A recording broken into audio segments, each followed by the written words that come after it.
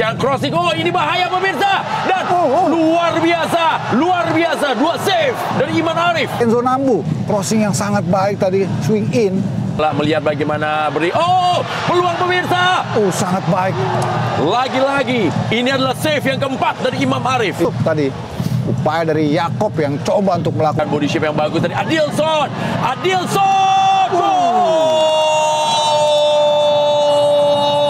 Tapi gol ketiga kita lihat sangat klinis. Tendangan dari Adilson menyasar ke sisi sebelah kanan Imam yang sudah crossing dari Dava. Bahaya ini.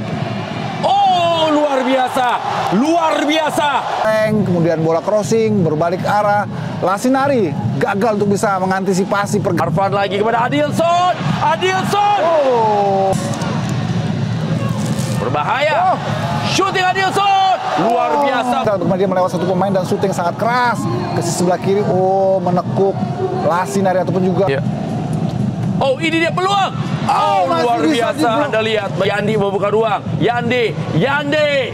Itu dia pemirsa. Jadi juga. Nah, dia bisa memberikan koneksi yang pas, umpannya begitu. Yandi lagi. Yandi. Inilah memang dirambut oleh Zé Paulo. Ini berbahaya. Zé Paulo. Masih ada Yance kali ini.